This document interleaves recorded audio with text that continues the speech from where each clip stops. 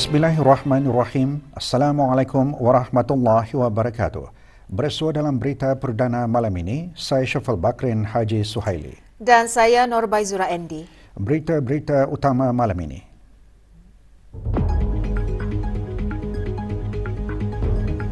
Sumbangan kepada mangsa terlibat dalam musibah dapat meringankan beban mangsa meneruskan kehidupan harian.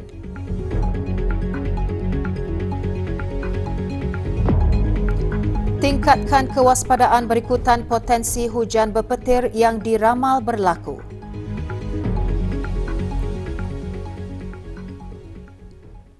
Lapan buah keluarga yang terlibat dalam kejadian kebakaran rumah dan rumah beroboh dan 5 buah keluarga yang memerlukan bantuan membaik pulih rumah menerima sumbangan kewangan Yayasan Sultan Haji Hassanal Bolkiah dengan jumlah keseluruhan RM97,800. Penyampaian sumbangan disempurnakan oleh Yang Berhormat Datuk Seri Setia Awang Haji Nazmi bin Haji Muhammad, Menteri Kebudayaan Belia dan Sukan selaku Ahli Lembaga Pengarah dan Pengerusi Jawatan Kuasa Meneliti Bantuan-Bantuan Yayasan. Juga hadir Dr. Nur Imtihan binti Haji Abdul Razak, Setiausaha Tetap Perancangan Guna Tanah dan Alam Sekitar Kementerian Pembangunan selaku Pemangku Pengarah Urusan Yayasan. Sumbangan bertujuan bagi meringankan beban mangsa yang terlibat dan golongan yang memerlukan bantuan dalam meneruskan kehidupan harian mereka. Penyampaian sumbangan berlangsung petang tadi di Ibu Pejabat Yayasan.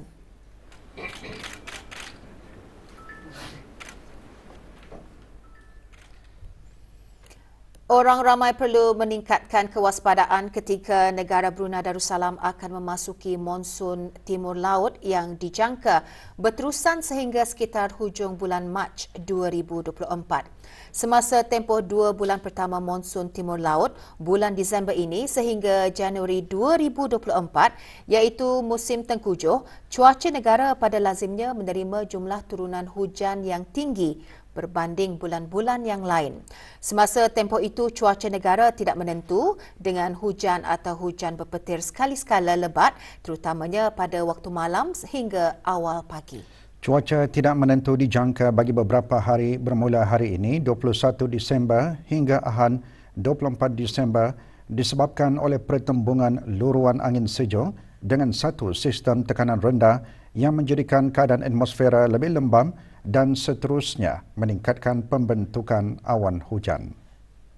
Hujan lebat dan hujan berpetir sekali-sekala berlaku dan kelajuan angin kencang boleh meningkat sehingga 50 km sejam semasa atau dekat hujan berpetir.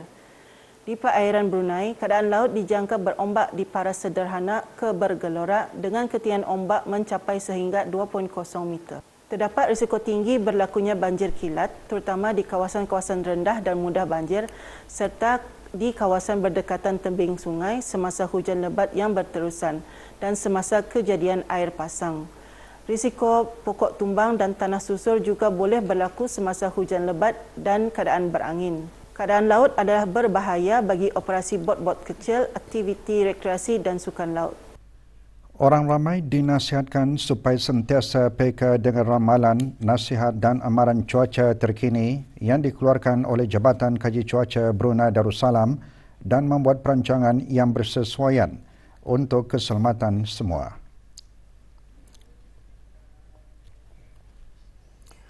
Penyertaan negara dalam program Japan East Asia Network of Exchange for Students and Youth Genesis di Jepun mencatat sejarah tersendiri apabila delegasi negara memenangi anugerah kecemerlangan dalam penerbitan filem pendek dan anugerah Genesis Choice bagi kategori dalam talian. Kepulangan delegasi negara petang kemarin dialu-alukan oleh Awang Haji Metusin bin Haji Jais, Pemangku Pengarah Sekolah-Sekolah. Kemuncak program ialah Festival Filem Kanak-kanak Antarabangsa Asia yang diadakan di Bandar Minami, Awaji, Jepun. Alhamdulillah, Brunei membawa pulang anugerah kecemerlangan Award of Excellence dengan filem pendek 3 minit berjudul Love Beyond Time. So, cinta melampaui batas waktu. Dan bukan itu saja, melalui program Genesis ini, student juga berpeluang untuk mengikuti dan mengenali budaya dari Jepun. We had lots of fun and we get to meet a lot of friends and make new friends from other countries. I was lucky enough to be awarded the Genesis JICE SNS Award. So I posted my experience during the pre-orientation. Para peserta juga mengongsikan pengalaman mereka semasa mengikuti program tersebut. Kami ada mengetahui beberapa banyak video macam banyak idea-idea dan ia macam membuatkan kami punya knowledge itu tinggi. Banyak pengalaman, kami dapat bertukar-tukar budaya sama perkara tradisional sama orang. Sepanjang saya di Jepun, saya mendapati bahawa mereka mempunyai kemudahan awam yang sangat baik dan semasa saya berada di Jepun sangat bersih dan teknologinya sangat advance lah. Mengikuti program itu terkejutlah saya macam melihat kebersihan di Jepun ini. It was really fun to connect with people around the world and also to learn something about myself in the process too. We've learned from Japanese students about their culture, their martial arts and their language. Program Talk Santai Journey of the Soul mengongsikan kefahaman mengenai sokongan kesejahteraan mental. Ikuti bahan beritanya selepas ini.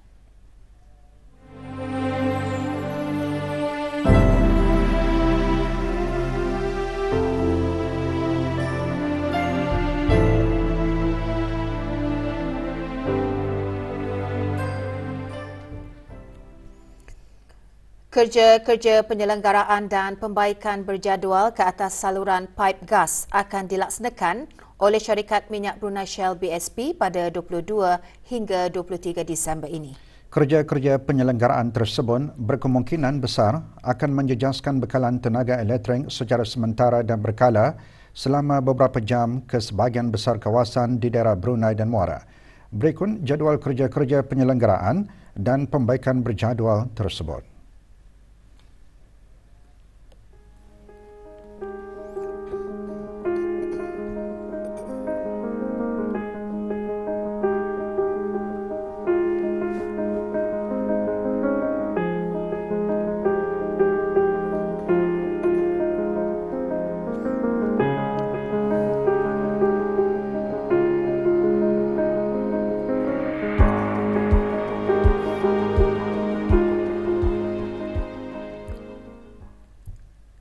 Persidangan Youth for Inclusion starts with You and I, anjuran oleh Girl Guide Singapore GGS, diadakan bagi membantu meningkatkan kemahiran kepimpinan, kualiti, potensi dan kapasiti ahli-ahli Persatuan Pandu Puteri Brunei Darussalam. Petang tadi, 7 orang ahli persatuan berkenaan bertolak ke Singapura bagi menyertai persidangan tersebut.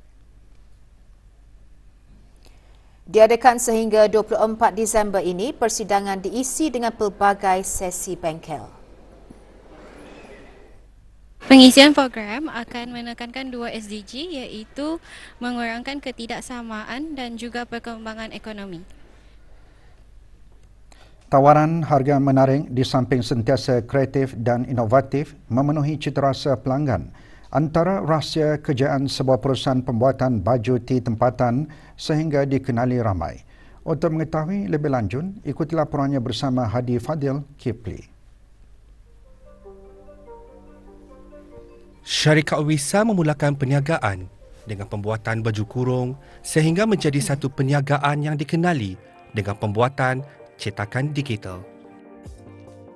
Kami juga menyediakan berbagai jenis fabrik iaitu dry fit, interlock, cotton dan lakos. Dan di samping itu juga kami menyediakan perkhidmatan pembuatan sulaman logo iaitu menggunakan logo bercomputerized yang heavy duty dan boleh menyulam 12 logo sekali masa. Seperti pengusaha lain, Dayang Suzana juga mengongsikan cabaran yang dihadapi dan cara mengatasinya sepanjang berkecimpung dalam bidang perniagaan. Dari segi raw material, kami mendatangkan jenis kain yang berkualiti tinggi, ini kosnya semakin tinggi dan penyimpanan stok storage kami yang terhad. Satu lagi cabarannya ialah pelanggan semakin kreatif dari segi platform online. Cara mengatasi, kami di Wisa sentiasa melihat dan memerhati perkembangan trend semasa untuk kami tampil dengan idea-idea yang baru dan bertindak dengan cepat dan pantas. Strategi pemasaran juga sangat penting dan sengit. Tawaran mesti sentiasa menarik dan terbaik. Kekal konsisten, terus menggunakan platform sosial media dan online. Pemilik syarikat ini juga berharap agar syarikatnya akan menjadi sebuah pusat percetakan sehenti di negara Brunei Darussalam. Hadi Fadil Kipli melaporkan untuk Berita RTB. Orang ramai perlu lebih memahami secara mendalam tentang kesedihan dan sokongan kesihatan mental. Program Talk Santai Journey of the Soul semalam mengongsikan kefahaman mengenai sokongan kesejahteraan mental di waktu kesedihan dari segi perspektif Islam. Dalam program ini, para panel menekankan mengenai sokongan kesihatan mental dari segi pendidikan psikologi dan langkah-langkah praktikal untuk kesejahteraan mental serta mencipta ruang selamat dalam kalangan komuniti. Program anjuran syarikat pengurusan jenazah Al-Razak dengan kerjasama It's a Great Coffee House diadakan di sebuah kafe di Brakas.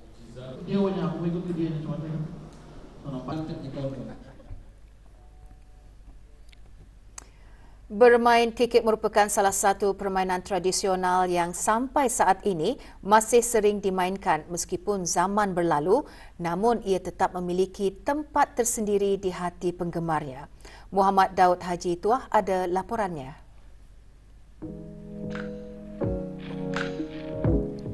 Bermain kikik biasanya diadakan di kawasan terbuka agar mudah untuk dikendalikan.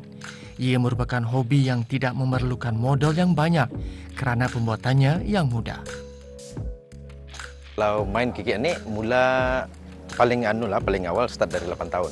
Lama-lama kebiasaan kami start yang berkikik sebesar-besar macam ini start 2011. Pengalaman main kikik kami jauh perjalanan sampai kadang-kadang sampai Tenggiri.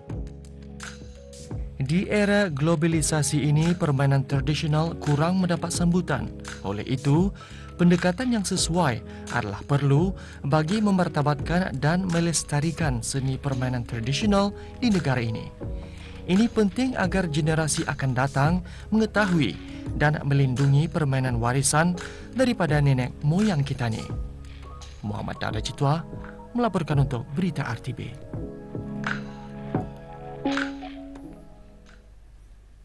Keputusan peperiksaan Pra-Sijil Tinggi Pelajaran Agama Brunei Pra-STPUB dan Sijil Tinggi Pelajaran Agama Brunei STPUB tahun 2023 bagi calon-calon Pra-U1 dan Pra-U2 di Sekolah Menengah Arab Laki-Laki Hasnal Bolkiah dan Institut Tahfiz Al-Quran Sultan Haji Hasnal Bolkiah telah dikeluarkan.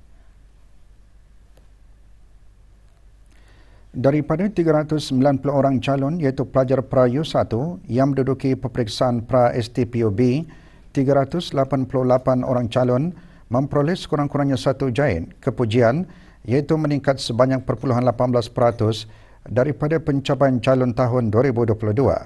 Manakala 281 orang calon daripada 285 orang calon telah lulus dalam peperiksaan STPUB iaitu peningkatan sebanyak 3.34% daripada tahun lalu. Calon-calon yang menduduki peperiksaan tersebut bolehlah mendapatkan slip keputusan mereka di sekolah masing-masing.